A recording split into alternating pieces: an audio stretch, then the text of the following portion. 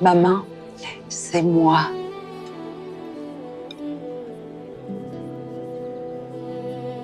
At exactly 8:30, Claire Laurent was invisible until she answered in flawless French, and the room went silent. Sebastian Vale didn't look at her at first, then suddenly, he couldn't stop. She was just a waitress until she wasn't. Every word she spoke made his control slip, every move too precise to belong here. He studies people, breaks them, understands them. But her? She doesn't react, doesn't explain, doesn't stay. And when he finally asks who she is, she gives him an answer that shouldn't exist in his world. And if you feel where this is heading, hit subscribe and drop a comment telling me what stays with you. That was the first moment everything slipped. I learned how to disappear long before I ever stepped into that restaurant. Not the kind of disappearing people talk about. No running, no fake names, no dramatic exits. Just existing without being remembered. It's quieter than people think and far more effective. You don't need to leave a place if no one ever notices you are there. For years, that was enough. Because invisibility doesn't just protect you, it frees you. No expectations, no attention, no questions you don't want to answer.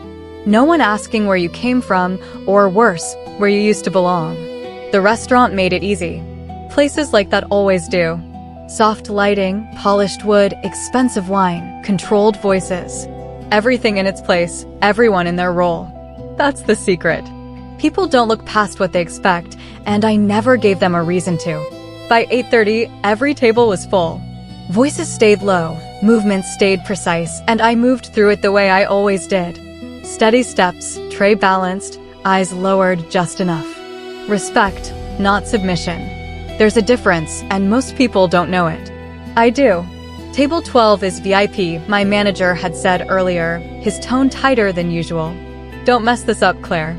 Like I ever did. Like I ever had the option to. I nodded, because when your life depends on staying unnoticed, you don't take risks. Everything was normal until the door opened. Nothing dramatic happened, no announcement, but the air changed.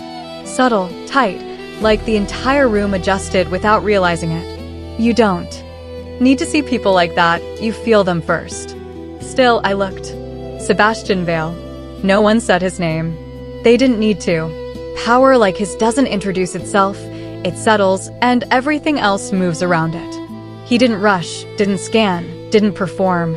He walked in like the space already belonged to him. Conversations softened, glasses paused midair, then continued. Small things, but small things reveal everything. I looked away immediately. Men like that don't belong in my world, and I don't belong in theirs. That boundary had kept me safe for a long time. It should have ended there, just another powerful man, just another table. But then I saw who he was with, and that's what made me pause. Not him, her. She walked half a step behind him, not out of submission, but habit. Older, elegant in a way that didn't rely on money. Her presence was softer, less guarded. Her eyes didn't measure the room the way his did, they noticed it. That difference I recognized immediately. For a moment, something shifted in my chest, because I knew that look, the look of someone inside a world they never chose. They were seated at table 12, my table, of course they were. I picked up my notepad, not because I needed it, but because sometimes your hands need something steady when your mind doesn't. Good evening, I said, even tone, measured, professional. Sebastian didn't look at me, not at first. His attention stayed on the room, on structure, on control. But his mother did, and she smiled. Not polite, not automatic, something quieter, almost relieved, like someone had finally acknowledged she existed outside of him. That was the moment something shifted, because suddenly I wasn't looking at a powerful man and his guest, I was looking at two people who didn't belong in the same story. I'll be taking care of you tonight. Thank you, she said softly, controlled in a way that felt learned rather than natural. Routine questions followed. Water, still or sparkling, safe things, predictable things. Then she turned slightly and spoke to him in French, soft, fluid, natural, not learned, lived. The server beside me hesitated, didn't understand, smiled anyway, nodded too. Quickly. She noticed, of course she did. Her smile didn't disappear, but it changed just enough to reveal something underneath. Not irritation, not offense, fatigue. The quiet kind, the kind that builds over time. I knew that expression. I had worn it before. And that's when I made the mistake, a small one, but enough. I leaned in slightly, just enough for her to hear, not enough to draw attention, and I answered her in French. Would you prefer mineral water from France or something lighter? Silence. Not loud, not obvious, but real. Her eyes lifted to mine, and for the first time they weren't polite, they were present. She answered immediately, faster now, warmer, asking where I learned, how long, why no one had spoken to her like that in years. I responded simply, because it wasn't a performance. And that's when I felt it, not from her, from him. Sebastian Vale finally looked at me, not a glance, a recalculation. I didn't meet his eyes immediately. I finished pouring the water, placed the glasses exactly where they belonged, because that was still my job. Only then did I look up, calm, steady, not challenging, not submissive, just present. Something shifted. For the first time that night, he wasn't controlling the moment. He was waiting. And I didn't give him anything. Not because I was trying to prove something, not because I was fearless, but because I had learned something a long time ago. The moment you let someone decide you are in their story, you stop being real in your own. Where did you learn that? He asked, his voice low measured. Somewhere that didn't matter to anyone here. And I turned, because men like him don't follow unless something breaks their pattern, and I could already feel it. Something had. As I walked away, I didn't need to look back. I already knew. He was still watching, not the room, not the people, me. And that was the first mistake. Not his. Mine.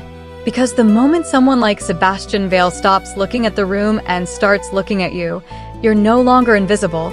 And once that happens, you don't get to choose how the story begins, only how it ends. By the time I reached the service station, my hands were steady. Again, but my mind wasn't. There's a difference between being noticed and being studied, and I had felt the exact moment that line had been crossed. Not by the room, not by the staff, by him. Sebastian Vale didn't look at people the way ordinary men did. He didn't admire, he didn't guess, he assessed, like every person in front of him was something to be understood, measured, solved. Except this time, he didn't have the answer, and that was the problem. I told myself it didn't matter. Speaking French didn't change anything. It didn't change my uniform, my name tag, my place in that room. It didn't change the fact that I was the one carrying plates, and he was the one people lowered their voices around. But the truth was, I had stepped outside the role that kept everything simple, and once you do that, you don't get to step back without consequences. So I returned to routine. Refill the glasses, clear the plates, check the timing between courses, keep the rhythm steady. Routine is control, and control keeps things from unraveling.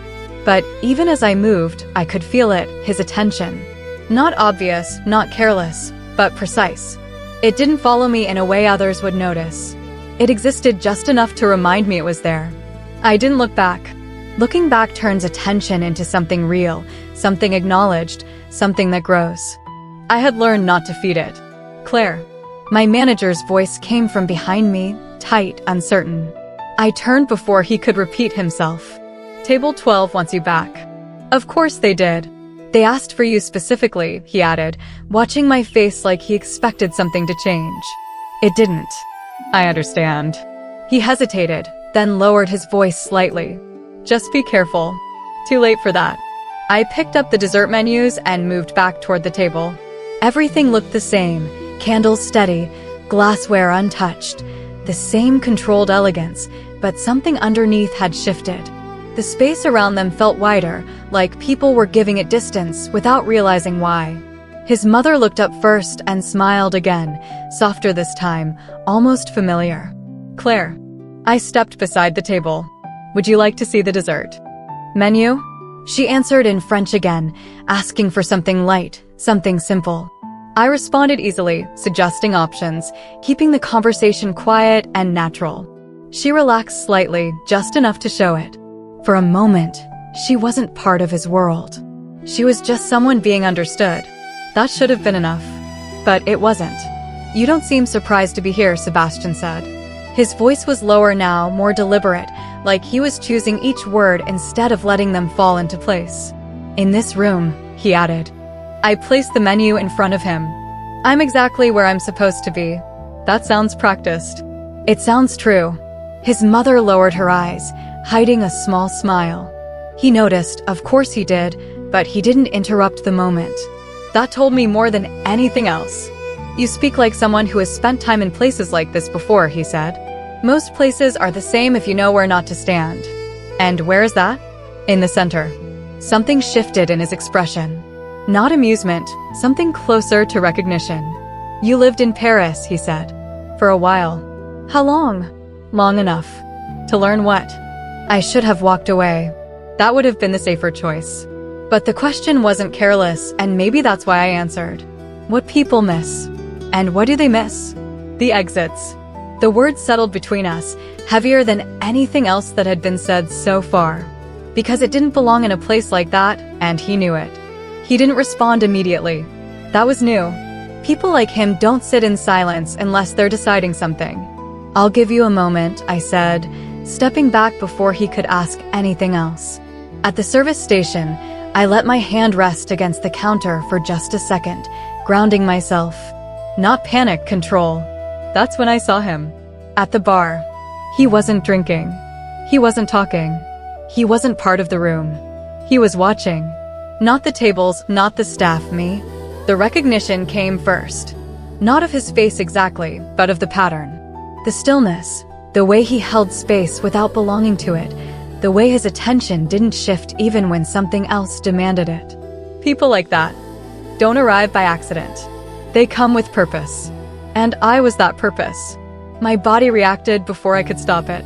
Not a full movement, nothing anyone else would notice, just a slight shift in breath, a fraction of tension in my shoulders. But it was enough. Because when I looked back toward table 12, Sebastian wasn't watching the room anymore. He was watching me. That was worse. Because it meant he had seen something he wasn't supposed to see. Not the past, not the truth, the reaction. And for someone like him, a reaction isn't just a reaction, it's information. I picked up the tea tray, steady, controlled, and walked back to the table. His mother thanked me again in French, her voice still warm, but now there was something else underneath it, a question she wasn't asking. Sebastian didn't wait this time. "Do you know him?" he asked quietly. He didn't look toward the bar. He didn't need to. "No," I said. "You answered too quickly. And you noticed too much. It's kept me alive." That changed something. Not in the room, in the conversation.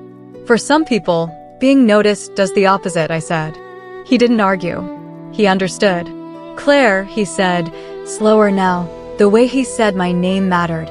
Not familiar, not distant, something in between. "Who are you hiding from?" Everything inside me went still. Not frozen, controlled. His mother inhaled softly, the smallest sound, but I heard it. I looked at him, really looked this time, past the control, past the structure he carried into every space. And I gave him the only answer I could. The same kind of people you invite to dinner. Silence. Not empty, not soft, heavy. Because now it wasn't just tension, it was direction. Behind me, at the bar, the man moved. I didn't need to turn to know where he was going. Toward me. Toward this table. Toward whatever had just started. And in that moment, I understood something clearly. This night wasn't unfolding. It was closing in. And there was no version of it where I walked away unnoticed. Not anymore. By the time I stepped away from the table, the room had already shifted in a way no one else would notice. Conversations continued, glasses moved, the rhythm held, but something underneath had changed, like a structure adjusting to pressure it couldn't ignore. I kept moving, not faster, not slower, just enough to stay inside the pattern that made me unremarkable. That was the difference between being seen and being recognized. Seen fades. Recognized stays. At the service station, I set the tray down carefully and let my hand rest against the counter for a second. Not to study myself, to think. The man at the bar hadn't looked away. He hadn't pretended to belong. He had simply waited, the way people do when they already know how something ends. That meant this wasn't random, and it wasn't new. It was something that had been moving long before tonight. I had just stepped back into its path. I didn't turn toward him again. That would have confirmed too much. Instead, I watched the reflection in the glass behind the bottles, subtle, distorted, enough to track movement without inviting attention. He was still there, same position, same stillness, but now the angle had changed. Not watching the room anymore, watching the distance between us. That was when I knew he was going to move. People like that don't wait forever. They wait until the moment matters. Claire. My manager again, closer this time. Table 12 is asking for you. Of course they are. He hesitated. Everything all right? I picked up the plates, aligning them one by one, exact, controlled. It is. He didn't believe me, but he didn't push. People like him learn quickly when something is outside their control. When I turned back toward the floor, the timing was already gone. The man at the bar had shifted. One step forward, then another. Not fast, not urgent, but deliberate. He wasn't trying to reach me immediately. He was closing space. And Sebastian saw it. Not directly, not obviously, but I watched the way his posture changed, the way his attention narrowed. He wasn't looking at the man. He was looking at me reacting to the man. That was worse, because it meant he wasn't following the movement. He was following the meaning. I walked back to the table, placing the plates down with the same steady rhythm, the same controlled motion. His mother thanked me softly. In French again, her tone unchanged on the surface, but her eyes searching mine for something I wasn't ready to give. I answered her gently, keeping the exchange normal, contained, like nothing had shifted. Sebastian didn't interrupt. He waited. That was new. You said exits, he said finally, his voice low enough that it didn't carry. That's not something people say unless they've needed one. I adjusted the fork beside his plate, a small, precise movement. Everyone needs one at some point. Not everyone studies them. Only the ones who don't have another choice. That landed. I saw it in the way his expression tightened, not in discomfort, in recognition. He understood more than I wanted him to. You're not finished, he said. I don't plan to be. That's not what I meant. I know. His mother spoke then, softly, in French, telling him to leave it for now, that some questions don't need answers immediately. He listened, but not fully. His focus stayed with me. You're going to walk away from this, he said. Yes. And you think it ends there? I don't think. I decide. He leaned forward slightly, just enough to change the space. That's not how things like this work. It is if you don't stay long enough to find out otherwise. That was the closest I had come to telling him the truth. Behind me, the space shifted again. Closer now. Too close. Claire. The voice came from behind me. Low. Controlled. Familiar. I turned slowly, not because I was afraid, because timing matters. He stood there exactly where I knew he would be. Gray coat. Steady posture. Eyes that didn't belong in a place like this. Up close, the details were clearer. Older than I remembered, but sharper. You've been hard to find, he said. Not angry. Not rushed. Just certain. Around us, nothing changed. No one looked over. No one noticed. The room held its illusion perfectly. Sebastian stood. That was the first real break in pattern.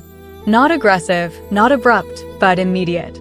He stepped forward just enough to place himself between us, not fully blocking, but making a statement. You're interrupting, he said. His tone was calm, but final. The man in gray didn't look at him at first. His eyes stayed on me. That's not her real name, is it? He said.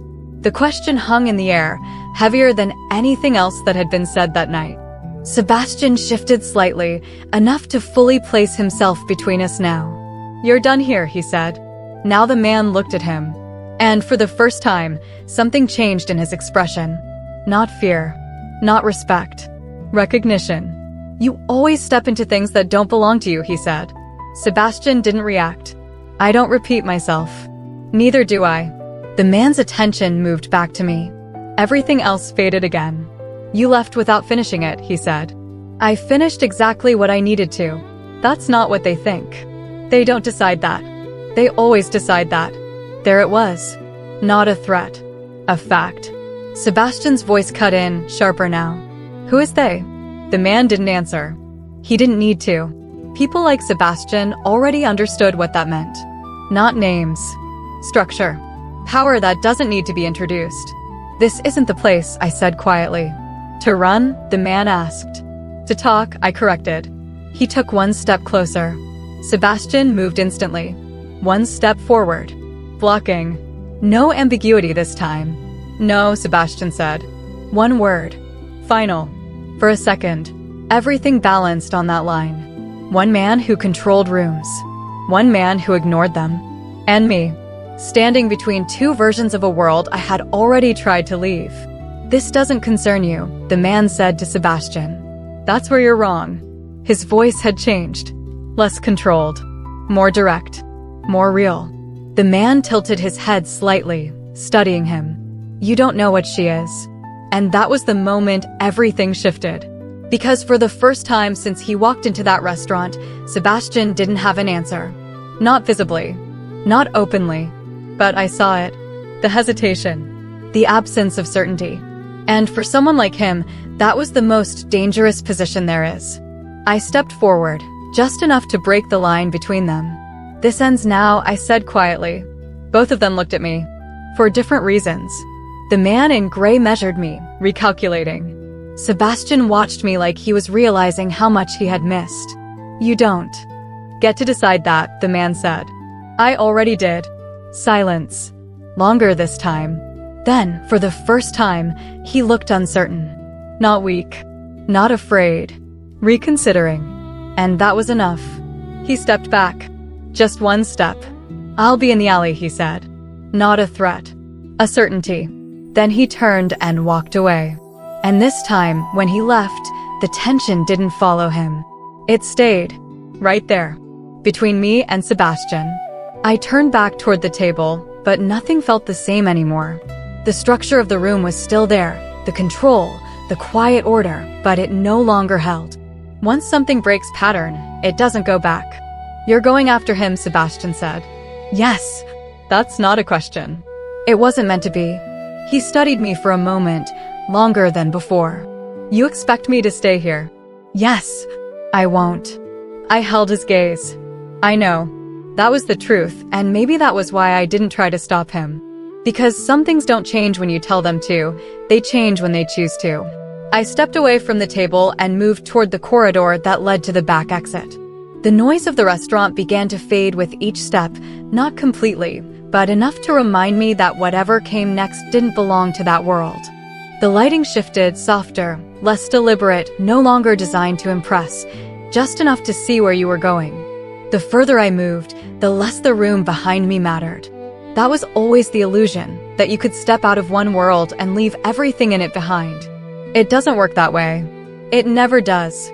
My pace stayed even, not rushed, not hesitant, the same controlled rhythm I had used all night. Losing that now would mean admitting something had changed, and I wasn't ready to give anyone that advantage. Not him.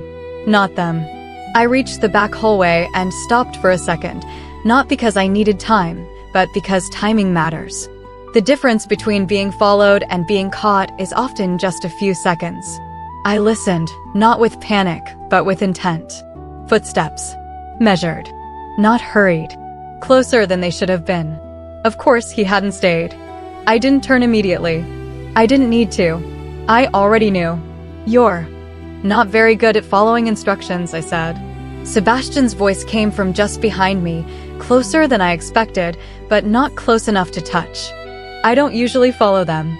That's not a strength. It's worked so far. I almost smiled at that, but didn't.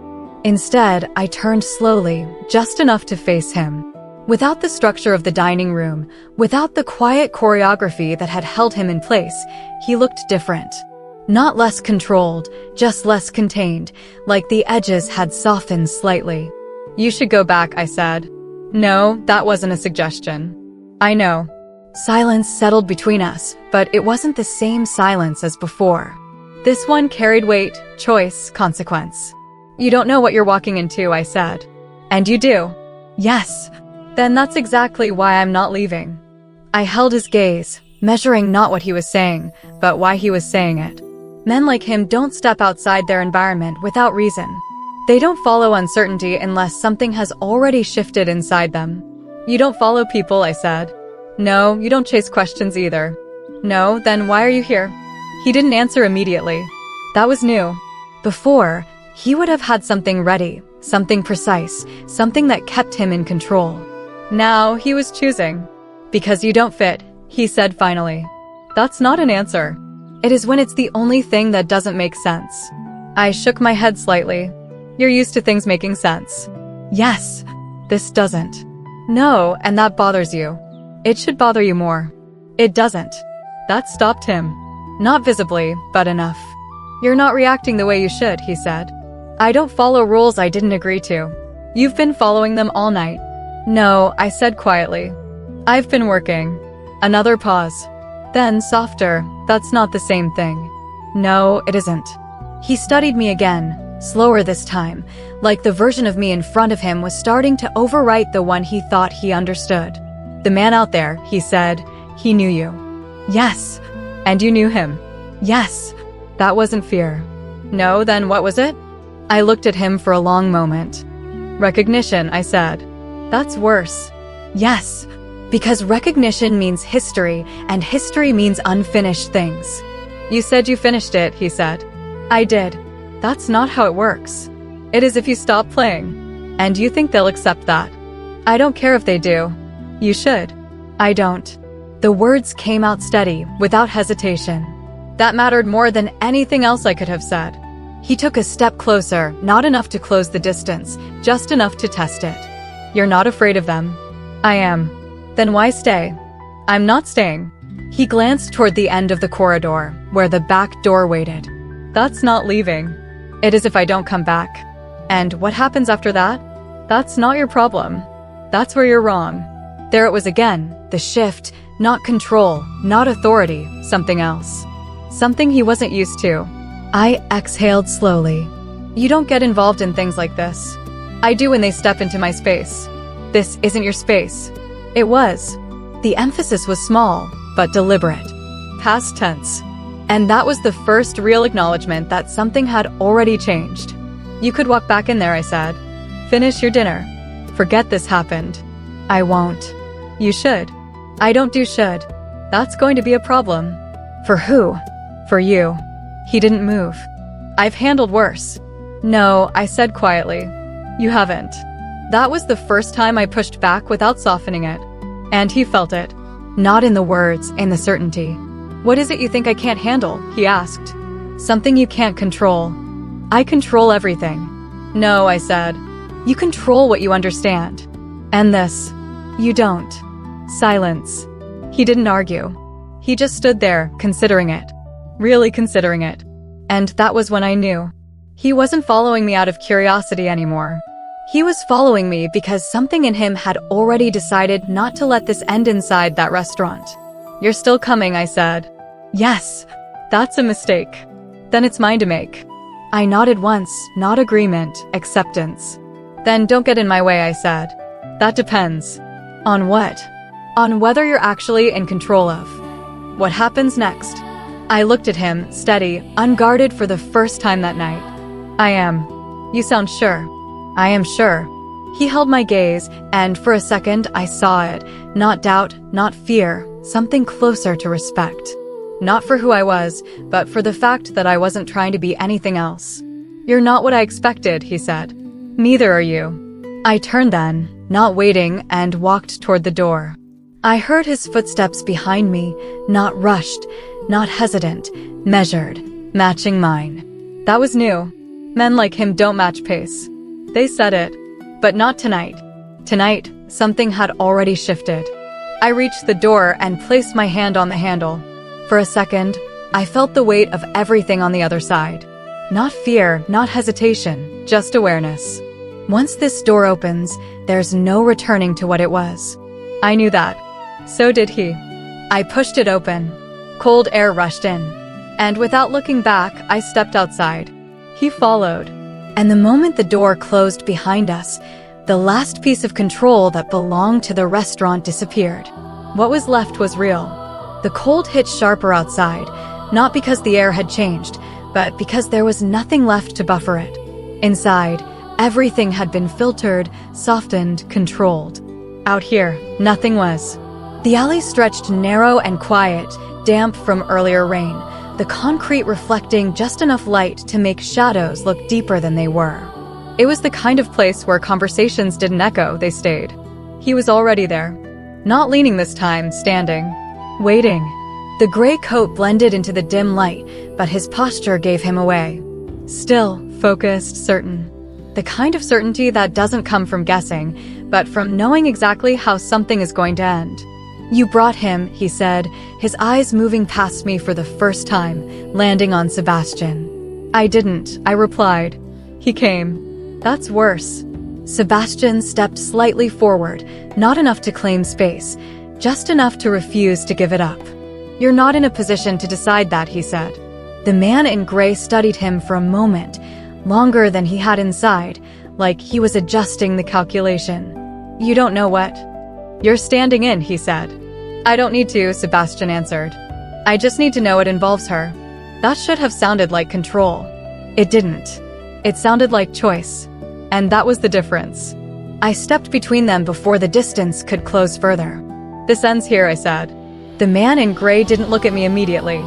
He looked at Sebastian again, then back at me, like he was deciding which version of the situation mattered more. You've said that before, he replied. And I meant it. You always mean it. That's never been the problem. He took one step closer, not fast, not threatening, but deliberate. You left before they could decide if you were done. That's not how this works. I don't care how it works. You will. No, I said quietly. I won't. Silence settled between us, measured, controlled, because this wasn't about arguing anymore. It was about who actually had control. Sebastian's voice cut in, sharper now. You keep saying, they like it's supposed to mean something. Say it clearly or stop saying it. The man in gray almost smiled. You don't ask for clarity. You wait for it to be handed to you. I don't wait, Sebastian replied. I decide. That works in rooms, the man said, gesturing slightly behind us. Not here. That landed because it was true. The rules had changed the moment we stepped outside. I exhaled slowly. You didn't come here to explain anything, I said. You came to take me back. Back, he repeated, tilting his head slightly. You say that like you left. I did. No, he said, his voice flattening just enough to remove any trace of patience. You paused. That word settled differently. Not accusation, correction. You don't get to rewrite what this is, he continued. You don't get to decide it's over just because you walked away before the last part. I finished it, I said. You finished your part. That's not the same thing. That was the closest he had come to saying it clearly. And for a second, the past pressed in. Not images, not memories, structure, orders, decisions that weren't mine to make. I pushed it back. That wasn't who I was anymore. Sebastian stepped closer, just enough to shift the balance again. You're not taking her anywhere, he said. The man in gray looked at him, really looked this time. You think this is about taking, he said. It isn't. Then what is it? Returning. That word hit harder than anything else. Because returning implies belonging. And belonging is something I had already chosen to give up. I don't belong there, I said. You don't get to decide that, he answered. I already did. The same words, but this time they carried something else, finality. He watched me for a moment, longer than before, like he was searching for hesitation. He didn't find it. And that's when something shifted. Not in me, in him. You always did this, he said quietly. You act like the choice was yours. It was. It wasn't. It is now. Silence again. Then softer, almost reflective, you think time changes what you are. No, I said. I know it doesn't. Then what changed? I did. That was the truth. Not complete, but enough. He took another step forward, closer now, too close. This doesn't end with you deciding you're someone else, he said. I'm not deciding, I replied. I already decided. And you think that matters? It does to me. That's not enough. It is if I don't let it be anything else. Another pause, longer. He was recalculating again. Not because he didn't understand, because he didn't agree. They'll come for you, he said finally. I know. And next time, they won't send someone to talk. I know. You're still here. Yes. Why? That question mattered. More than anything else he had asked. And for the first time, I didn't answer immediately. Because this wasn't about control. This was about truth. I didn't leave because I was afraid, I said slowly. I left because I didn't want to be what they needed me to be. And what was that? I didn't respond with words. Words weren't enough. Not for this. Not for him. Not for Sebastian. So I moved. Slowly. Deliberately. Not reacting. Choosing. I reached for my sleeve and pushed it back. The fabric slid up my arm, revealing the mark I had spent years hiding. A scar. Faded, but precise. Not random. Not accidental. Deliberate. Designed. The kind of mark that isn't given. It's earned. The air shifted. Not loudly, but completely. Sebastian went still. Not controlled stillness. Real stillness. The kind that happens when something doesn't fit into anything you already understand. You were never just a waitress, he said quietly. It wasn't a question.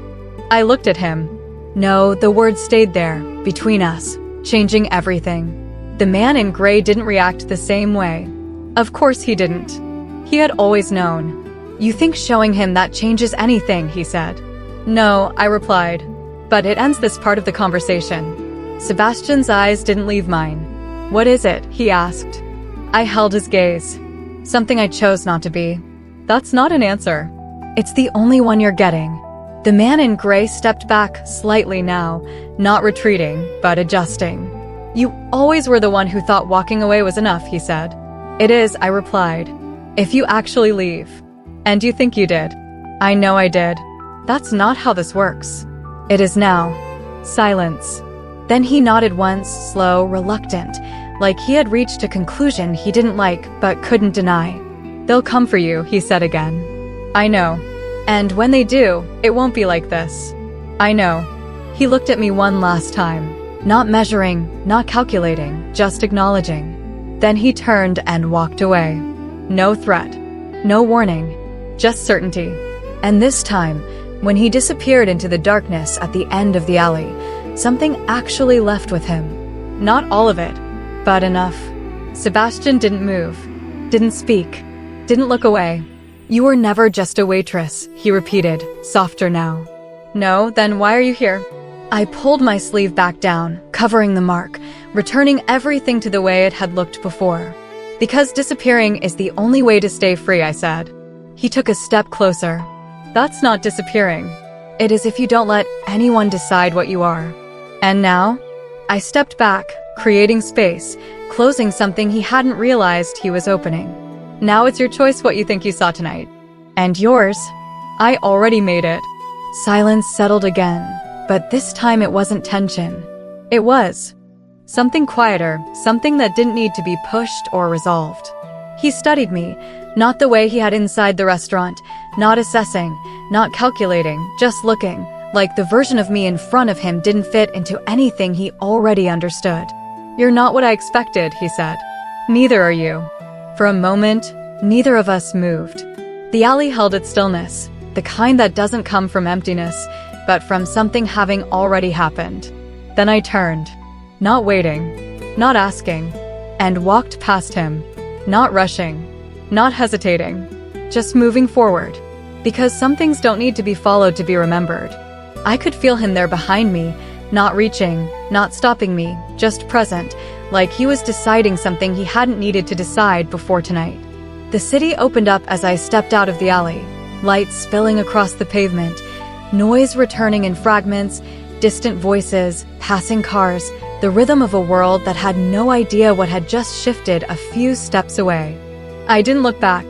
I didn't need to. People like him don't disappear the way others do. They remain. Not physically, but in the way they change the shape of what comes next.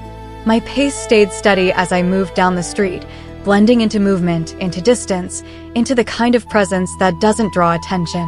That was the point. Not running, not hiding, just not staying where someone could define you. Behind me, the door to the alley remained closed. Whatever he chose to do next, it wouldn't change what I had already decided.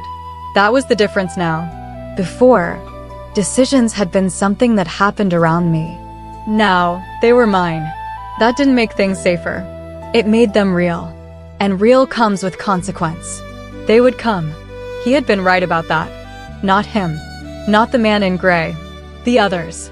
The ones who don't send warnings. The ones who don't speak before they act. I knew how that worked. I always had. But knowing something is coming doesn't mean you wait for it. It means you move before it arrives. I turned the corner without breaking pace, letting the street carry me forward, letting the distance build naturally, not forced, not obvious. That was how you leave something without making it a scene. You don't run from it. You remove yourself from where it can reach you. For a moment, just a moment, I let myself think about the version of the night that could have existed if I hadn't answered in French, if I had stayed inside the role, if I had let everything remain simple. It would have been easier, quieter, safer, but it wouldn't have been real. And that was the problem with disappearing. It works, until it doesn't, until something forces you to be seen. And once that happens, you don't get to choose whether things change, only how you respond to it. I slowed slightly as the street opened into a wider intersection, lights shifting, people passing without noticing, each of them inside their own version of a story that didn't involve me. That was how it should be. That was how it needed to stay. But even as I moved forward, I knew something had already changed. Not outside. Inside. Because for the first time in a long time, I hadn't chosen to disappear. I had chosen to stand still. To answer. To reveal just enough to end something instead of avoiding it. That choice doesn't go away once you make it. It stays. It changes the way you move, the way you think, the way you decide what comes next. And that was the part one couldn't undo. Not that I wanted to. I reached the edge of the block and paused just long enough to check the reflection in a darkened window, not to look for him, but to confirm what I already knew. I was alone. That didn't mean he had stayed behind. It meant he had chosen not to follow. And that told me more than anything else he could have done. Men like Sebastian Vale don't stop unless something matters more than movement. Something worth understanding. Something worth waiting for. I turned away from the glass and continued walking. Whatever he chose to believe about me, whatever version of the story he carried forward, that was his decision now. Not mine. That was the boundary I had drawn. Not between him and me, but between who I had been and who I refused to be again. The night continued around me, unchanged, uninterrupted, as if nothing had shifted at all. And maybe for everyone else, it hadn't. But for me, it had already ended. Not the night. Not the story. Just the part where I let someone else decide what role I was supposed to play. And that was enough.